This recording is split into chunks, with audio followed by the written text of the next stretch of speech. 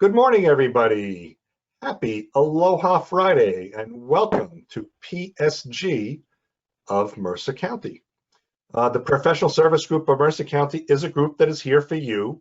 Anybody that is in any kind of career transition, whether it was your choice or something within your former organization that caused you to be in transition.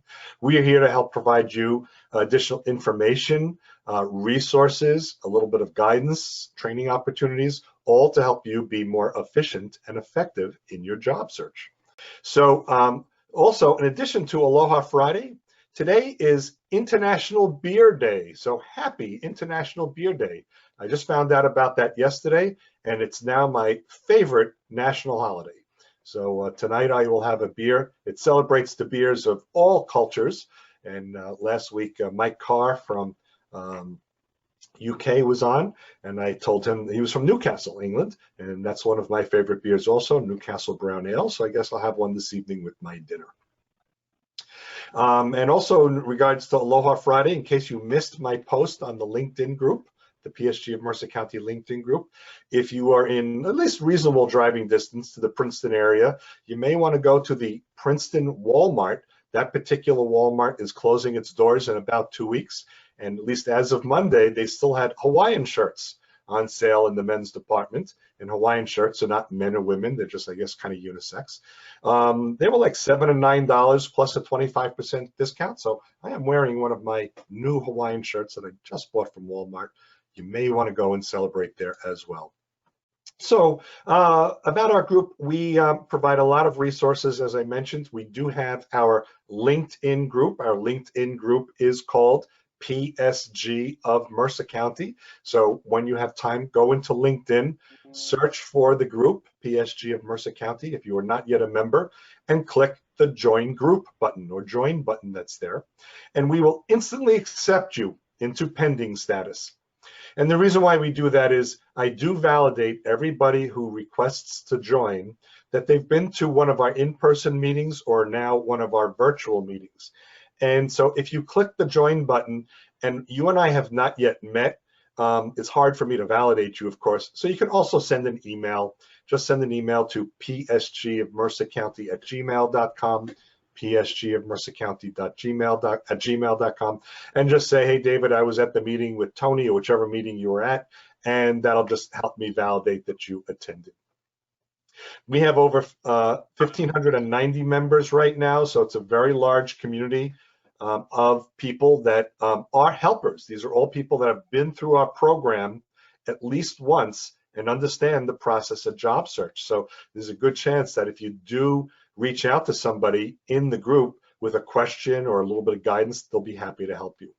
And also be active, post when you can. LinkedIn likes people who are active, and our group is a great way to be active and post. We do also have our website. It's psgofmercercounty.org, psgofmercercounty.org. It is a very robust website. It is over 120 pages of content and resources. So please go take a look at that when it's convenient for you. We have a professional development tab on the menu with e-learning websites. We now have links to 38 online e-learning websites. So if you're looking to update your skills, that may be a good place to start. A lot of those e-learning sites are free. Not all of them are, but at least it's one-stop shopping where you can find e-learning locations, and they may be helpful to you. So go take a look at that. There's just a tremendous amount of resources. We've put a lot of time and very proud of the website that we put together for all of us. I do want to let you know some of the ground rules. Oh, and I'm sorry, want to let you know if you're celebrating a landing, if you've recently landed or have some other wonderful event, certainly feel free to put that in chat. The chat is in the upper right corner. It's a little icon that looks like a cartoon bubble. So you may see it there right next to the one with the couple of people there. That's all of the attendees. So chat is a great way to communicate among us. I will be saving the chat and posting that on our website as well with the slide deck. So if there's any people post websites or other information there, that will be available as well. Just a little later. So I want to let you know what some of our ground rules are. I actually turned over the the meeting to Tony, our presenter. So his slide is up. In just a moment, he will kind of take over control. And I do ask you, please keep your microphones off, keep your audio off. At the bottom of your screen, your GoToMeeting screen, is a button that says mic, M-I-C. Do make sure it is not green. Green means it's on. I will be checking once in a while. We're just trying to keep any accidental background noise, if it's someone who's in your home or a garbage truck that goes by. Certainly, as a result of the storm, there could be municipal vehicles that go by and checking out your neighborhood. We just don't want that to come through and disturb any of us. As for your video, the button is right next to that as well. It's called camera. Your choice. You can keep it on, you can keep it off. So up to you what you want to do that way.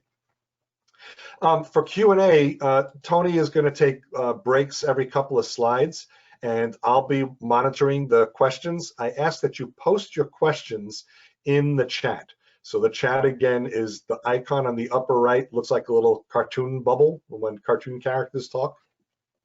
When you write your question, I ask that you please write the word question. So if you have a question, it might be question. Tell us more about self-assessment, whatever your question is. And the reason why is what tends to happen in the group, a lot of people are writing other comments or introductions or elevator pitches, and that's fine. It makes it easier for me to see your question if all I have to do is read the word question. In fact, to read through all the content, it slows us down a little bit. I'm just hoping to make it a bit more convenient for all of us. So once again, just write the word question, then you can type your question.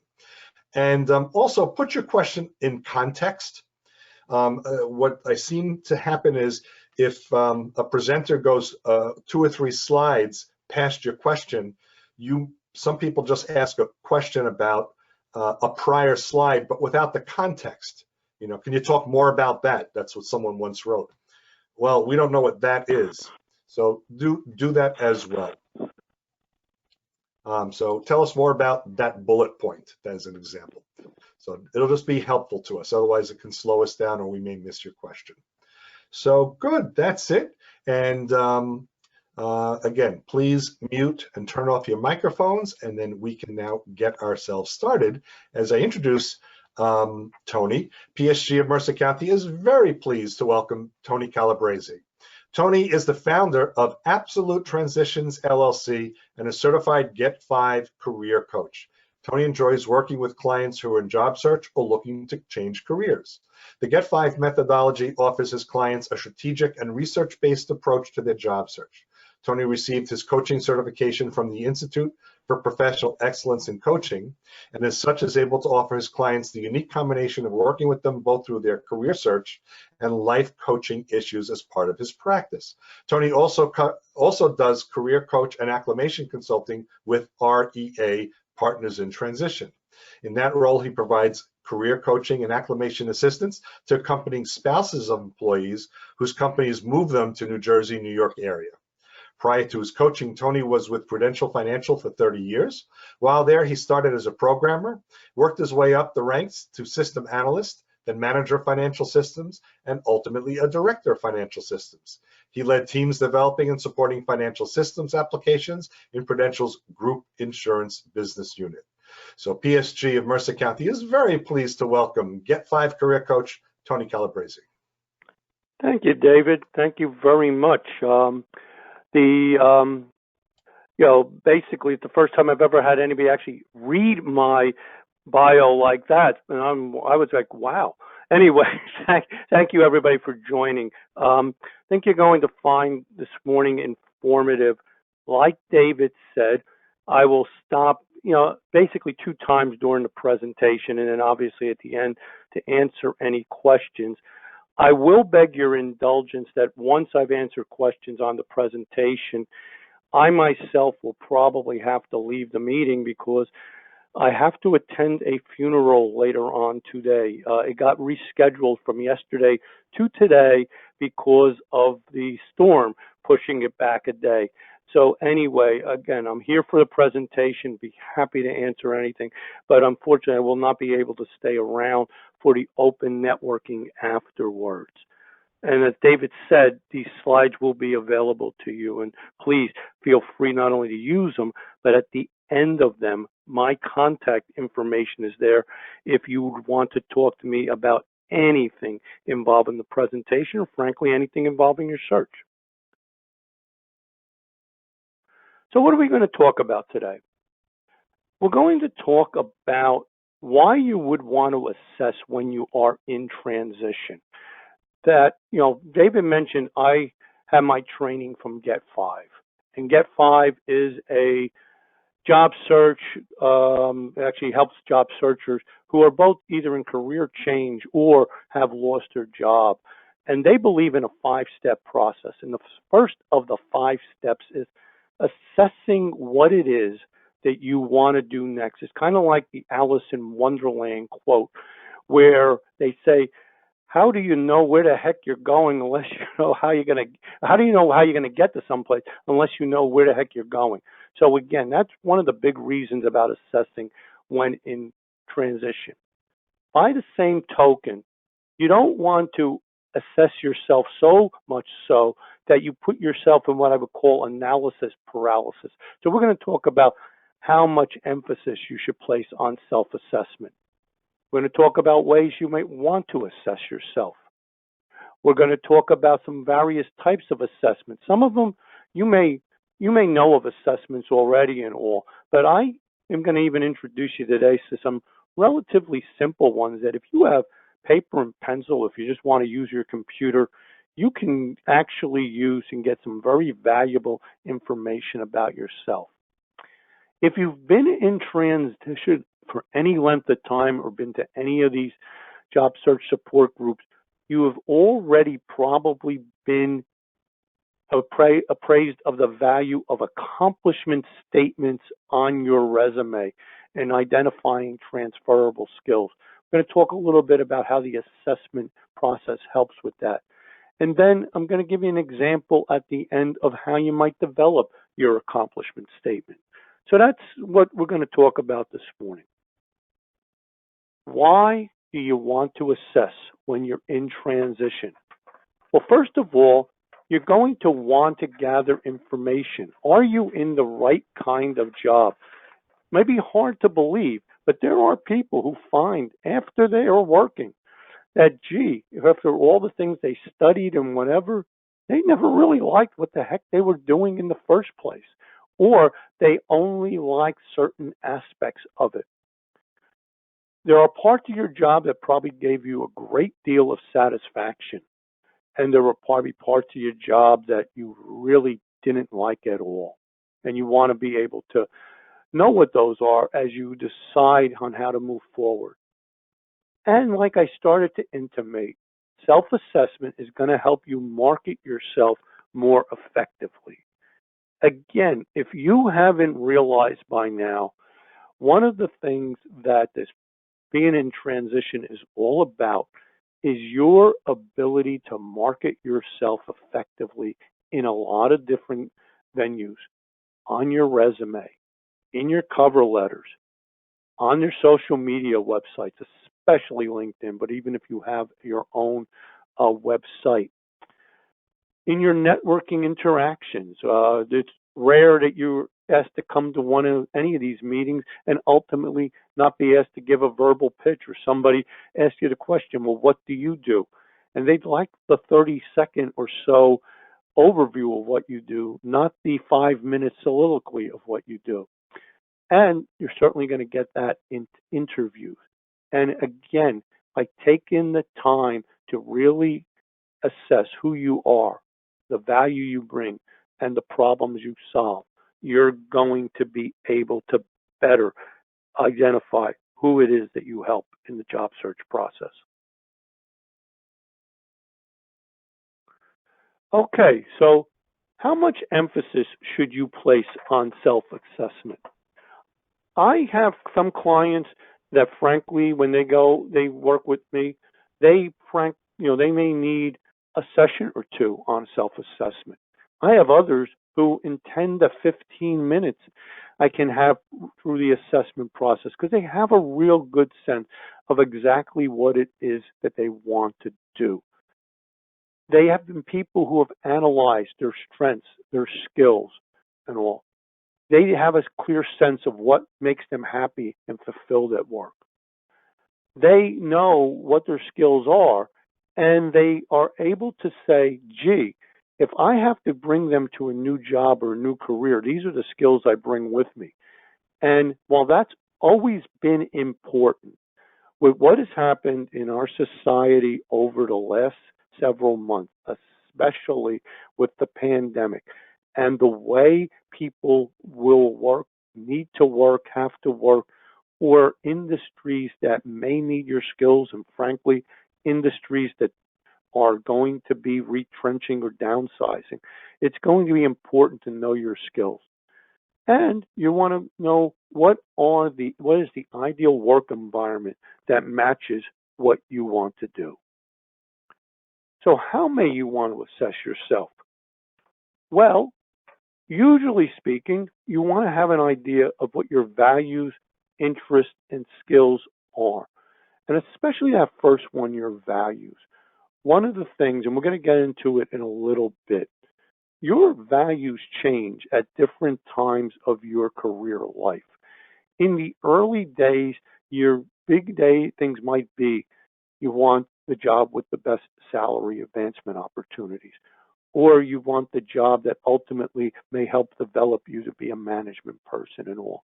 Later in your career, those things may not be as important as maybe being a contributor, being a mentor to people, things like that. So you want to get a sense, what are my values at this point in my life? What kind of personality do you have? And what does that personality say about how you like to work or who you would like to work with? What is your preferred work environment? I just coincidentally at this time have two clients who are very talented in what they do. They've been in their field for a number of years. And each one of them wound up in roles where they were pretty much working with themselves using their expertise. And they certainly are contributing, but they're not happy because what they miss is they've loved to be in a team environment where they're working with a team, helping bring the team forward, helping to work cross department, and that is not happening in their current job. And so we're trying to, take the steps to get them to be able to best present themselves in that light. And again, what sort of work activities do you most enjoy, and why do you enjoy them? So at this point, I'm going to ask David if there's any in the chat box. Again, this is more of an overview of getting you thinking. We're going to, in the next section, really get into some different types of assessment tools. But I was curious if there's any questions at this point. So, David? So, Tony, not just yet. So, folks, if you have questions along the way, write the word question and then enter your question. That way, seeing the word question allows me to see it. But not just yet, Tony. So I guess we can move on. Okay, and that's okay. I kind of had a feeling there might not be at this point. Okay. I have listed on this page about 6 different types of assessments. Are these the only assessments in the world? No. In fact, you may say to me, I don't see Myers-Briggs up here. I don't see what color is your parachute. I don't see, whatever might be your favorite assessment. And that's not to say those aren't good assessments. In fact, I highly would welcome if you took those. But as I said before, sometimes I get people will go to me, do I have to do those type of assessments? Because sometimes if they don't have access to them, they go online and go, I've got to pay to take the assessment. And I really don't want to do that. And what I'm going to introduce to you are ones, frankly, in all honesty, that you could do yourself just sitting down and analyzing on your own. And as we get into this, one of the things I want to stress is this. We often tend to be people who do a lot of thinking around what it is we want to do, but we don't take the time to actually record it, that we see it in front of us. If you have been a person who said, yeah, Tony, I've done assessment. I've really thought about this. I've really thought about that. I would ask you the question, Well, what steps have you taken to write down so you could see in front of you? What are the thoughts that have been on your mind, and how do they stack up? And you may say, well, gee, I really haven't written anything down. And I go, do yourself a favor. Write things down. Take a look at them, because sometimes your eye-opening awareness comes when you actually see your thoughts in front of you. And so, again, we're going to talk about a number of assessments. Again, remember, you are going to get a copy of the slides. I give you little templates of the assessments. The first one on work-related values, I really couldn't give you a full template, but again, if it sounds like it may be of interest to you, Tony would be more than happy if you reached out to him to share about an example of the assessment that he has on values.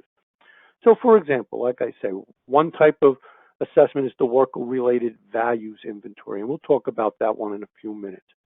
What are your short-term goals? What are your long-term goals? What are you looking to accomplish, say, in the next 2 to 3 years? What are you looking to accomplish in the next 5 to 10 years? What has satisfied you about the jobs you've been on? What have been some of your non-satisfiers? What have been your relationship with your bosses? What's the ideal work environment that you would like? Have you liked the environment where you're working at a place in person, that you don't mind an hour and a half commute every day and all? Or have you started falling in love with this idea of working from home, the idea of working virtually? These are things to now consider. And what may be some of your personal and special interests, and can they be turned into a work opportunity? Let's talk about the values inventory assessment. Again, this is one that's great to do at different times of your career, because in all honesty, your values will change at different times of your career. Usually this assessment starts with a list of about 30 to 50 different work values, and it will ask you to rate the value on a scale of 1 to 4, with 1 being that value isn't important to me at all. To 4, it's very important. When it's completed, you're going to have a value for every one of the values that are there. And you're going to say, okay, what are the 5 most important values to you? And it should be 5 of the ones you rated number 4. Then you're going to say to yourself, okay, of those top 5, what are these 5 that I really want to have as part of my next job that I can't do without? Is any one of them absolutely non-negotiable, like i.e. it's my number 1 value? For example, I am tired of that 1.5 hour commute on the train or whatever. I really want the job to be 30 minutes from where I live. Or is it one where I truly don't want to be a supervisor anymore? I want to be a contributor. All things to consider. And then, like I say, this is great to do at different points of your career, because your values will change as you reach different points in your life. So again, a really straightforward one to do. This doesn't take long to do, but it can be very insightful in terms of what's important for you as you look at that next step. When doing your short versus long-term goals, you want to look at them from a number of different aspects. Certainly, as this is career-oriented, you're going to want to see what your career objectives are in these next couple of years, or, like I say, even longer term. But you're also going to have personal objectives. For example, are you going to want to be still living in New Jersey a few years from now? Are you going to want to be moving elsewhere? Are you going to want to move from the fact that I'm working for somebody else to working for myself? Is it possible you might want to work as a consultant or work on more on a part-time basis? All objectives that are part of you as a person. What are your financial objectives? How close are you to meeting them? Is it a question where, hey, I'm actually pretty close and now I just would want a steady income coming in? Or, hey, I want to have something coming in to be active? Or, hey, is it like I really got to put the pedal to the metal and find something that's going to sustain me for the next, 15 to 20 years? What's the lifestyle I'm looking to live? And there might be other personal goals that you may have. You may want to combine your career with other outside activities.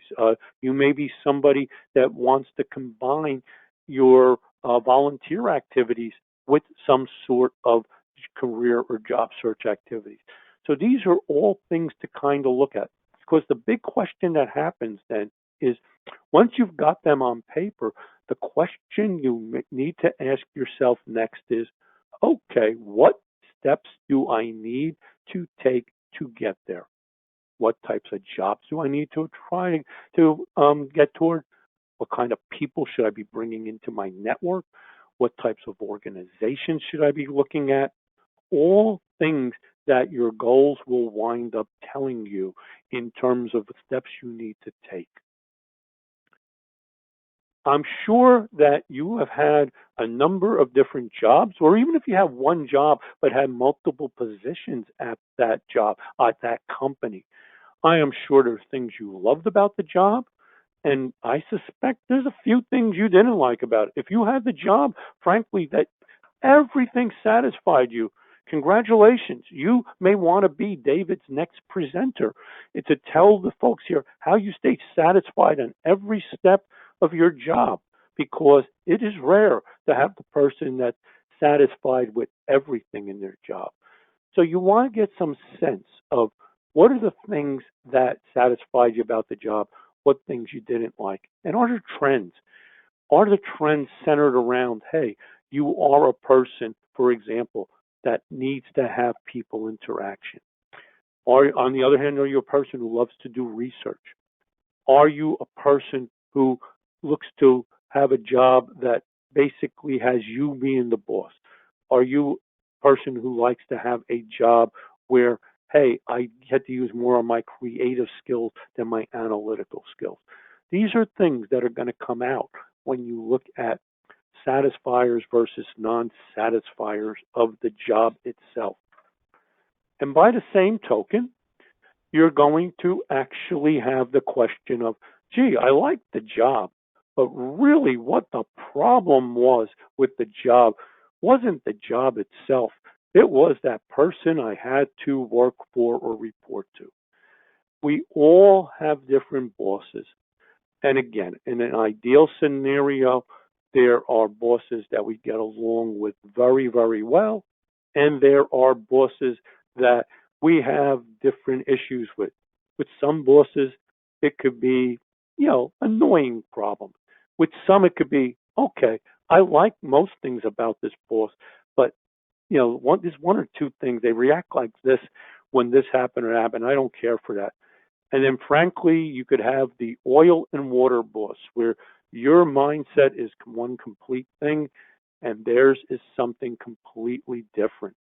So again, you really need to get a sense of the type of person or people that you're looking to work for. Because again, you may say, well, gee, Tony, how's this going to help me as I look for a job?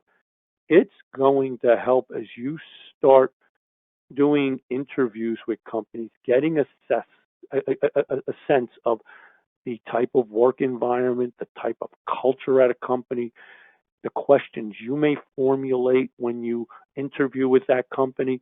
Also, too, frankly, when you go to ultimately interview with a company, you may seek out others who have worked there and ask them, what is the culture of that company? How well do they know that particular person you're interviewing with? What are the key points to them? So again, knowing all these things also help you in terms of assessing what's next for you. For different people, different work environments are important.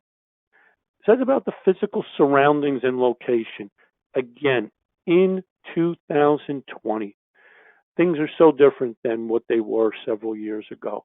Many years ago, companies had their own offices and all. I'm sure there's some of you who've in recent years maybe had to work in what they call hoteling situations, where your company rented out general space at a location and you just came in and took a desk each day. There are some people who like a very quiet environment, some like a noisy environment. And certainly in today's world, the possibility of working virtually comes into play. So again, all things that you need to factor in. Again, the types of people that you'll be working with. What are the things expected of you? How, the style of the place, and also what are the recognitions and rewards. Certainly, if the organization is one that has been one where maybe there's a younger management team involved, they may have perks that are different than you're used to. They may be involved in time off. They may be involved in child care things and things like that. Those things may not be important to you at this point of your career, or they could be absolutely essential to you. Or again, different advancement things.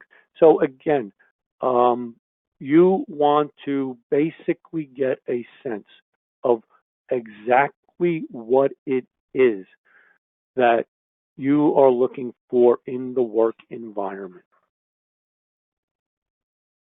Finally, as we kind of talk about assessments, picture this particular assessment about personal and special interest as follows. Make believe it's pre-pandemic time, and you actually could walk into the professional service group of Mercer County, and David had his usual crowd of 80 to 100 people there. I am sure that you would find there are different people you might be attracted to. And again, some of this just goes by your personality. Some people would be attracted to the people that are maybe more the salt of the earth. They're all about developing manuals. They're about machines, objects, tools. They may be the type of person who's an IT person, for example. You might be attracted to the investigative type of person who loves to solve a lot of problems, the scientist, the math, things like that. You may be looking at who's the creative in the room. They're the person that basically likes art, music, drama, language. You might be looking for the more social person, the person who basically loves to reach out and help others. When I left that corporate job that David talked about many years ago, I always was a social person, even on that corporate job. And I didn't know what I was going to do next for the next, for I'm going to say a better part of, say, 6 months or so, until it really came out when I was in outplacement. And I realized what I missed the most about my role and my job at Prudential was people coming to my office seeking help and guidance on things. You may be looking at the person who's looking to have their own business, who's the entrepreneur, who wants to lead and influence person, the person who's in sales and marketing. Or you might want to connect with the person who's very organized, that person who does the bookkeeping work, the person who keeps things, straight and on the straight and narrow. So again, these are all ways to get a sense of who might be the people and the task that you want to hang out with. So again, these are some different assessment types. Again, not the only ones. You might find others out there that you'd say, Tony, you didn't mention this one. How good is it? I would say this. If it gives you back information that helps you to make decisions about what it is that you might want to do next or how you might want to be able to present yourself, it's going to provide value to you. So, David, do we have anything in the chat box at this point? Yeah, so Dara asked, what are the personality traits that organizations prefer? Okay. And I will say to my buddy Dara, it will depend. But let me clarify it with this. When you talk to an organization, they are going to basically want a couple of things to be immediately apparent. One of them is certainly an interest that you have in what they're about. What are their challenges? What are their problems? What are the things they're looking to solve? And they're going to want somebody who has enthusiasm for the types of things they've done and the work they've done and how they are a problem solver to people. As I always like to tell my clients, as much as this job search process you'd like to think is about you, really, my friends, it's about them, because they're the ones that basically are not the ones that are going to be hiring you, but they're the ones that are going to have the need. And whether you even decide to go in business for yourself, I could be the greatest coach in the world, and my buddy Alex there can be the greatest coach in the world or whatever. But if people don't need what we offer, they're not going to come and use our services. David, other questions? That's all I see now. So folks, remember, you can use chat to ask questions, and just help us out. Write the word question in front of your question. But yeah, let's move on. Okay. Before I just move forward for a second, I wanted to also real quickly put in something that's not on a slide, but something for you all to remember. You've got a gentleman here today who's really beating on this assessment theme. And that's because he grew up with a process that has the job search process as a 5-step process, assessment being the first step. So let me follow real quickly with what are the other 4 steps. Once you've assessed what it is you want to do, you're going to want to research the things that you've identified. And research means 2 different things in Tony's lexicon. One is that research that you can do looking things up online, in trade publications, in anything that's written, using the library and the library's job search resources.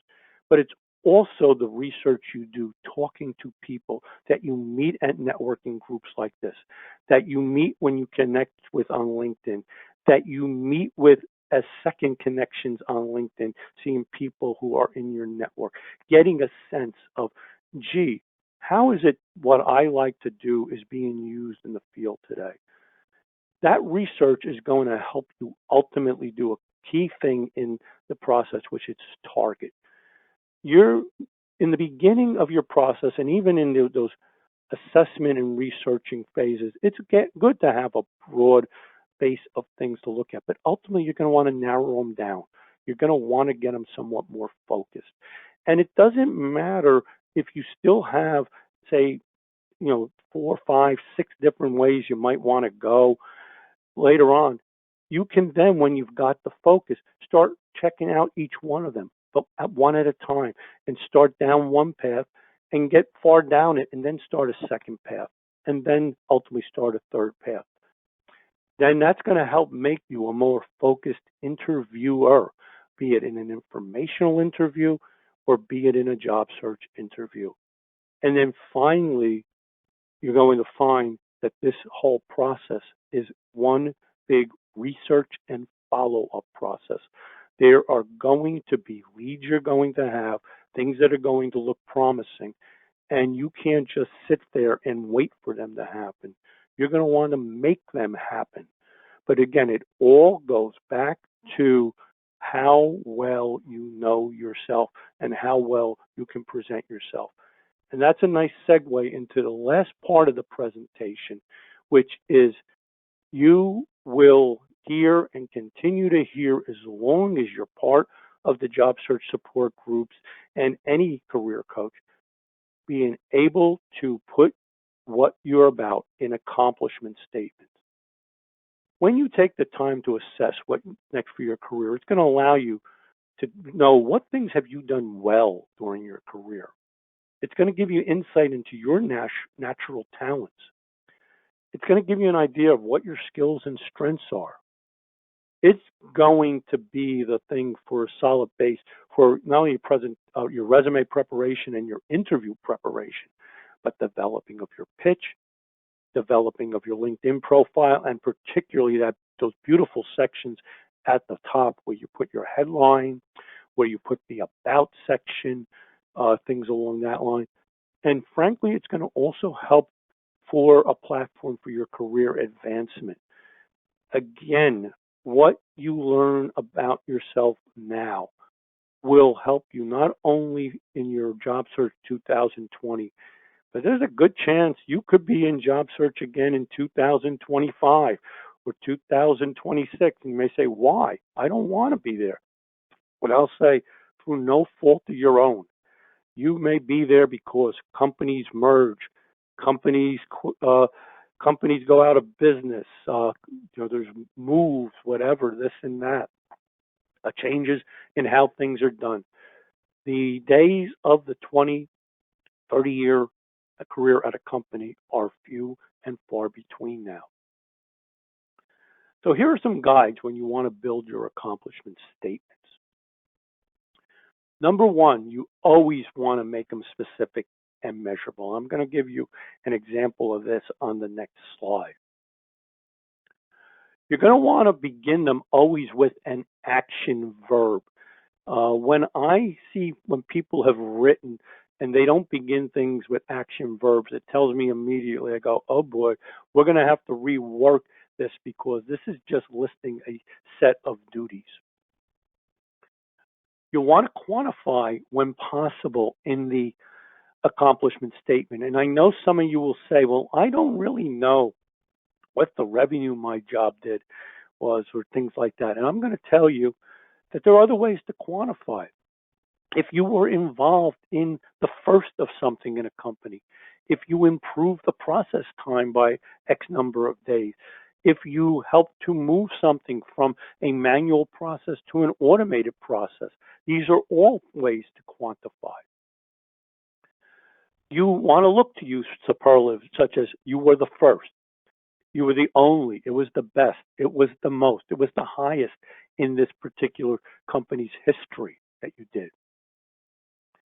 You want somebody who reads that accomplishment to say, so what? If they say so what and they move on, that's their way of saying, I'm not really that impressed with that. Because, again, they're not only going to look at it and say so what, they're going to go, gee, will this accomplishment help our company?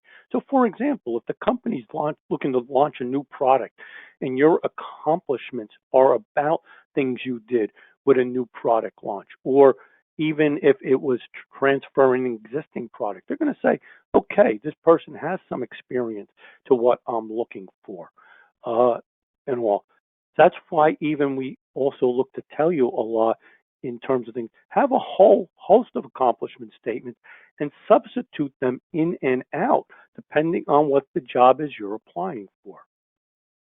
And again, as I just said, is it relevant to the type of job you're seeking? You can have a great set of accomplishments, but if they are not applicable to the company and the job you're looking to apply to, the company's going to say, well, that's great, but I don't need that.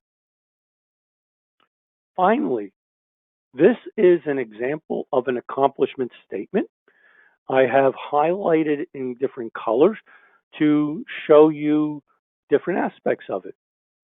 The action verb is in the kind of maroon color, and in this case it says you initiated.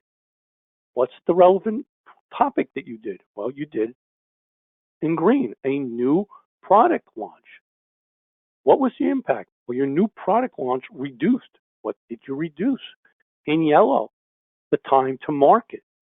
And by what percentage did you reduce that time to market? You reduced it by 75% of what it took them to get new products to market previously.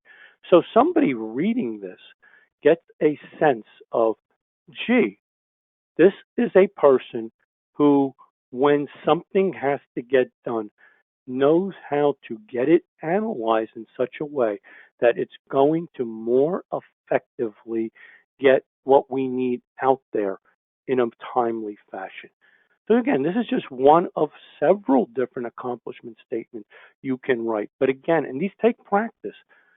But again, this slide will help you in terms of action verbs, the idea of the topic, the impact, the metric, and the benefit. And another message that I always like to try to introduce to those who work with me is, my friends, less is more. Excuse me, less is more. Sometimes you think you've got to over-explain something. try to explain it in as few words but as impactful as possible. So, that is my presentation on assessments and setting direction. On this slide, you have my contact information. I love to talk to people. I love to meet with people. And I would be happy to talk to you about any questions about this or whatever. And also, like I say, I have some samples of those assessments and what have you if you wanted to talk about. Again, all of this leading to, it's up to you to be able to basically set the stage for how you're going to identify what it is that you bring as a job seeker to people. So, David, I'm going to go back to you in terms of, are there any more questions? And I will also look to try to give you the screen back. Okay, well, you know, you could also just leave your contact information up for a little while longer. So don't release it, and I'll take care of that a little later. But yeah, as for questions, Vance is asking, how do you write an accomplishment statement while maintaining confidentiality? Okay. When Vance mentions about confidentiality, I guess that what I would tend to do is, if, for example, you're not prone to giving exact figures at a company or things like that, you might want to use percentages. You might want to use things like, just a client, things along those lines or that lines or things of that nature. I understand, for example, some legal and compliance fields might have that as a thing. I know, for example, in the business networking groups that I'm involved with, lawyers can't get into specifics on things. So that might be a way to do it. Okay, and Vance is nodding his head, so I think you hit the nail on the head. Good. You didn't hit the nail on Vance's head. Well, either that or I'm really disappointed, Vance. So. Yeah. So, yep, folks, remember, if you still have a few questions, please put them in chat. We're looking at that now. And so if you have specific questions, anything related to the content that Tony talked about today, the different types of assessments may be of interest to you, please put those in. So right now, Tony, it's a bit of a quiet group. And okay, they're rolling in now. Okay, Mitra's asking, how do you assess the next job if your boss will be, quote, oil and water, etc. problems by asking questions? I may love my job, but my boss is the issue. Okay, understood, and I agree. That's probably one of the bigger challenges. As I said before, first and foremost, you definitely want to go into the interview with questions of your own. So those questions, certainly you may not want to ask the boss, gee, are you a real pain in the neck? But you may ask about them in terms of, what is their management style? What do they expect of their people? Are they ones that look for, continual report back, or is there some kind of, freedom and things like that? Also, too, like I said, you also may want to look for clues from people that work there. Get a sense of what they think. Admittedly, it gets a little trickier during the pandemic since you may be talking to all the colleagues on the telephone. But certainly, when the day comes that we are able to go back in person to places, look at how the culture of the company is. Do the people seem to really respect each other? Do they seem to, for example, really take advantage of the admin assistant, kind of throwing things at that admin assistant and whatever and all? All those things are little clues. You're an observer from the minute you walk into the company until the point you leave, and even the way they treat you in a series of interviews. Are they, do they look like they're even prepared for you? Are they, and all? I think those are all clues about it. In addition, you may even want to ask, is this a new role, or am I replacing somebody? How long was the person that was in the role before in the role? If you start hearing things like 3 months, 4 months, 6 months, and whatever, it might be a warning sign. So these are things that you kind of look for. Okay, thank you. Yvonne has a question. What are your thoughts on companies requiring pre-employment assessments? Well, again, they are the people who have the role. They are the people who have the job. And again, one way or another, it's another form of a screening process. Think about it this way. Even in, pre-screening has become a lot of different things. And so the pre-employment assessment is one of them. So is the initial interview with the HR person on the telephone. So is that interview that they give you where they ask you 8 or 9 questions and they record your answers and all. So again, while ideally it's not the greatest of things, it's all part of the process. In addition, Yvonne, what I would say is this, you probably also don't want to put all your eggs in one basket or one company. So that's why you're looking to have as many things going as possible. I usually say to people, if you can have 5 to 10 things going at any one time, that's a good scenario, because some will take off and some will fall away.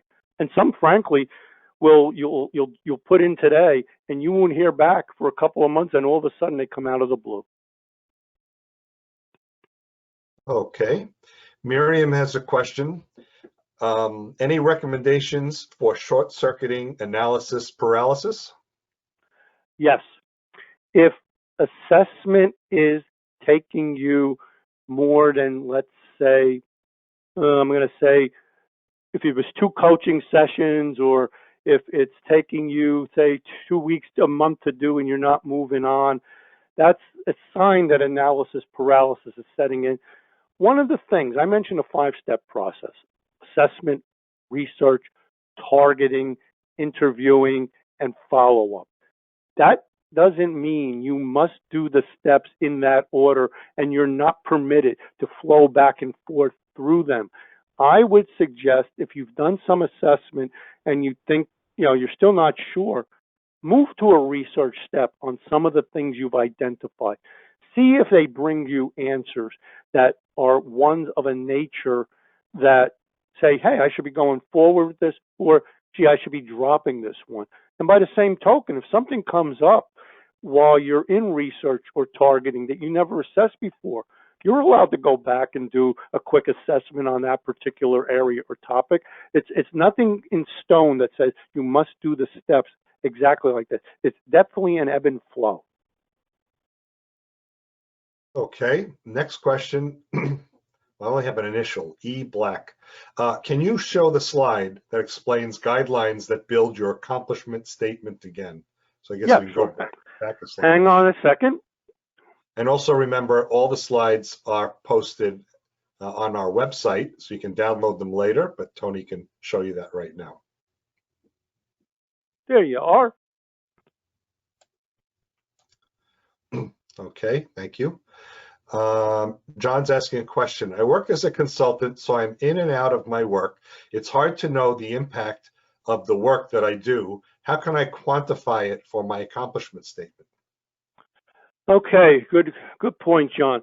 I guess in that case, if you can't quantify, you may want to go back and try to get a sense of what was the project you were brought in for? What was the importance of that project to that company? What was the types of things they were looking to accomplish with that project? And look to see what some of those were.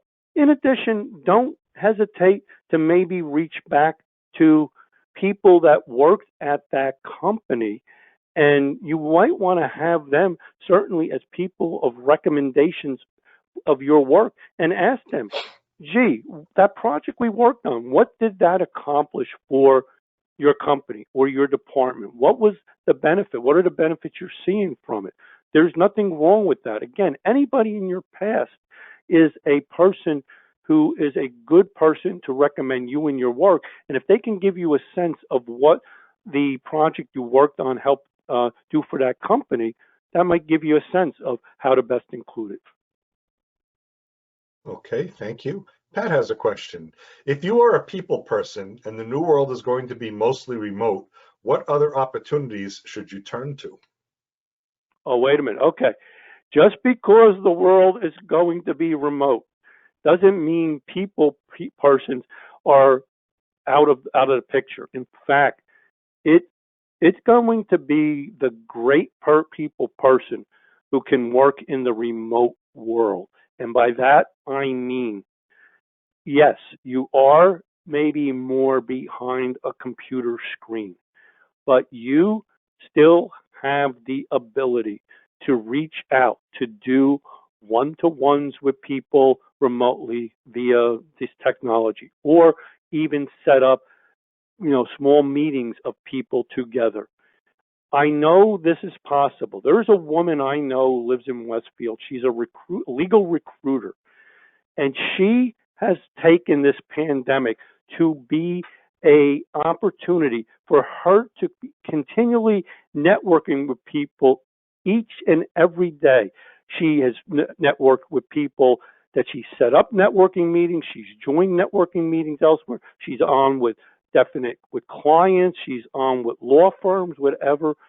The only time the people person gets stopped in this is if they're waiting on others to set things up. So that's one thing about it. The other thing too is get to understand what style of networking you like to use the most. One of the things I learned in the early days of the pandemic, while sessions like this are nice and all, I kind of, after a while, was getting Zoom fatigue from what I will call the Hollywood Squares or the Brady Bunch phenomena, but that I did my best when I talked to maybe a person or two individually. So I made sure to build that in as part of the networking I did. Okay, Stephanie has a question. Regarding the accomplishment statement, is it okay to guesstimate the percentage or dollar amount of the benefit? Yeah, I mean, when you say guesstimate, as long as you, basically don't, yeah, in a ballpark, certainly not a problem. I mean, you don't want to make it so outrageous and all, but no, certainly it's worth putting that there. Okay. Joanne asks, how do you decide which value is more important than another? For example, you see your dream job, but the office is outside your desired commuting distance, or the company's remote now, but employees will eventually return to the office. Okay. When you look at a job opportunity, usually three things come into play. They are, what is the job, duties and roles, what is the industry it's part of, and what is the geography involved. And you want to weigh each and every one of those factors. And you start saying to yourself, okay, these are the factors that I'm looking at for each and every one of these jobs. Then the next thing you do is you look at yourself and say, is it a C job, a B job, and an A job? Dream jobs are usually A jobs, which mean, hey, this is the job I'm looking for. What you may want to consider with the A job is the following. Number one, you say it's maybe out of my commuting range.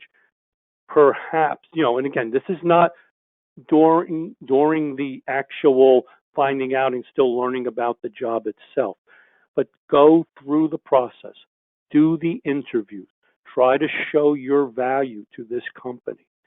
And then ultimately, and only when they make you an offer, then you start talking about the types of things that are important to you and accepting the offer. And one of them may be in terms of the location. Is it possible that this is a job where perhaps a couple of days a week when they do go back in person, you could work remotely or something like that. But don't bring that up in the beginning, because that's going to disqualify. Make it to the point that, hey, not only is it a dream job for you, but you become the dream candidate for them, in that, boy, she seems to have everything we're looking for. Terrific. Okay, Mitra has a question. How do you indicate in an interview that because we are working from home, it's not okay to email or text me at home outside the agreed upon hours in the new COVID period, which may last a year? Ooh, good question. Very good question. Again, I think that that's a type of question that you may want to ask in the interview in such a way. What will be their policy about contacting you in terms of questions, items, issues? Will it be, are the expectations that you would be available 24/7, or is it only during work hours or whatever? By asking it that way, you get a sense of what is their mindset, because again, I wouldn't dictate to them, but at the same time, see if it is going to be an issue. And if they say, sorry, that's what we're about and it's non-negotiable, you know that could be a job that's not right for you, or not a good target for you. Okay, thank you. Well, Tony, that's the list of questions that we have. So they're all read off. So thank you very much. If you want to quickly pop your next slide, your contact slide again, that's perfectly fine, because we're all ready to wrap up the meeting. And Tony, this was a terrific presentation. I always think it's important that we understand what's important for ourselves and what we bring to our employer. What do we really want to do? What are we really good at, or what we need to learn? What do we really like or dislike? Also, what are our soft skills? Sometimes we don't think of our soft skills, but those become important as well. And what is really the value we bring to the next organization? And so this is a little bit of a semi-formal process, not terribly hard to do, but really creates a lot of value for all of us as we think about our interview process, our resume process, everything to get found and hopefully move on through the process. So I'm so glad you were able to give this program to us. Thank you so much. Oh, no, it was my pleasure to do so. And for any of you that are interested in the slides, they are on our website right now. This slide deck is on the website. So it's psgofmercercounty.org. psgofmercercounty.org. On the right side of the screen is a sidebar, kind of a section, and kind of in the middle, you'll see a link for meeting presentation documents. So that's where they all are. Any of the documentation that our presenters give us, always go there. And when you scroll to the bottom of that page, you'll actually see links to prior years as well. So there's a whole library there. And we call that meeting presentation documents. Very simply, this is a meeting, and Tony has graciously shared his presentation documents. The chat that people are writing in, I'm going to download that at the end of the meeting, and I will post that as well. So a lot of us had put introductions to each other in case you missed one or want to go back to it. That'll be in the same exact place. Go to Tony's meeting presentation documents, and that will be there as well. And we are recording this program. If there's anything you missed, if you joined late and you want to make sure you catch all of it, it will be on our YouTube channel. If not by late today, by early tomorrow. And so it's on our YouTube channel. Again, in that right sidebar, there's a lot of good information in that sidebar. You'll see a link and an icon for YouTube. Click on that, it will take you right to our YouTube channel. This is our 21st virtual meeting. They've all been recorded. You can go back and watch any of them that you'd like. So what's coming up in the next couple weeks? Well, it turns out August is Coaches Month. So as I look through the calendar of PSG of Mercer County, each of the presenters this month are coaches with all the different perspective and speciality. So next week, Ellen Wagner will be here, and she will be talking about taking the lead, learning how to manage your inner voices.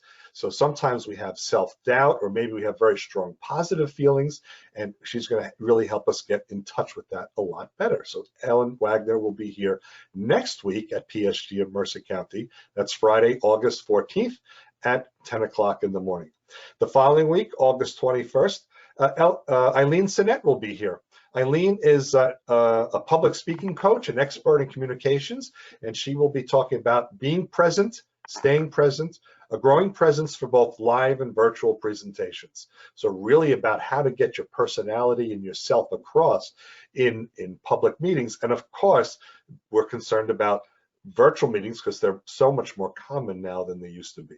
So that's what we have coming up the next 2 weeks. Of course, if you look at our website and look at our event calendar on our website, our calendar is populated now through October. So we have a lot of programs. You may want to peruse that and make sure if there are any topics and presenters that are very important to you, you'll put those on your event calendar as well.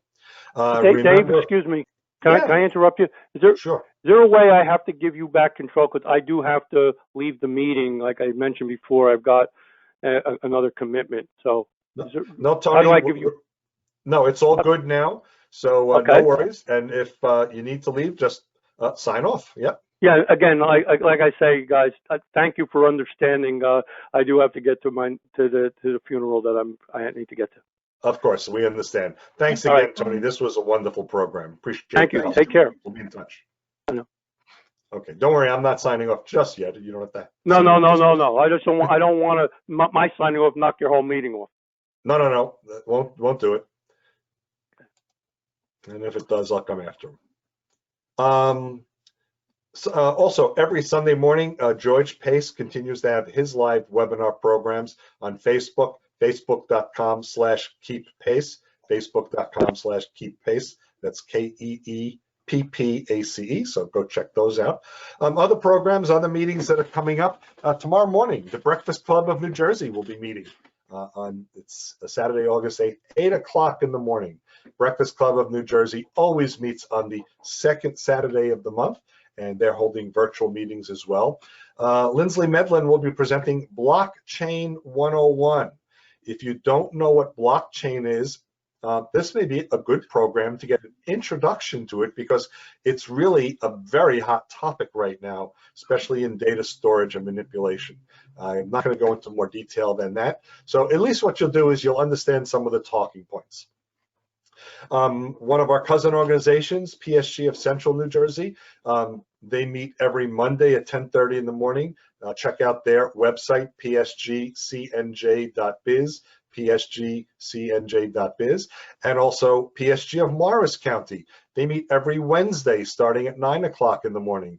psgmc.org, psgmc.org. Check out those event calendars as well. And also, Job Seekers does meet, Princeton Job Seekers will meet Tuesday evenings at 7:30. I did post the connection information in our PSG of Mercer County LinkedIn group. And so it's nice about that. It tends to be a small, cozy group. The topic of the evening is whatever you want to talk about. If you've got questions about an upcoming interview, if you're concerned about how you look on video, whatever you want to talk about, that's what we talk about. And also next Saturday, the third Saturday of the month, is the Career Support Group. That's the group that used to meet in Hamilton. Well, they will meet in Hamilton again once the pandemic is over. Saturday, August 15th, 8:30 in the morning. It'll be virtual. Tamara Causey Robinson will be talking about the effect of job loss on our family. So that's also a very important topic, and you can go to careersupportgroup.org and check out theirs as well. And on the day, Dave, on the same Saturday, CIT will have one of its Zoom meetings, and we're bringing back a bunch of folks who've landed to tell their stories about how it worked. This Wednesday, as you mentioned, PSG of Morris County is going to be meeting, and we're going to have somebody from the library on to talk about Reference USA. Terrific. Thanks, John. So yeah, Reference USA, a terrific program. It's completely free for anyone with a New Jersey library card. Not sure what the process is if you were out of state right now. Of course, you could have gone into a library, but no worries. So as we wrap up, just want to once again thank Tony for being a part of the group for us today and presenting. And let you know, remember, next week, Ellen Wagner will be here to talk about taking the lead, learning how to manage your inner voices. So we will keep the meeting open for a little while, for a little bit of virtual open networking. But in order to formally wrap up the meeting, just want to say thank you, everyone. I hope you are doing well after the tropical storm we had. And hopefully that's behind all of us right now. We're all safe. But we will see you all virtually right here next week. Bye, everybody.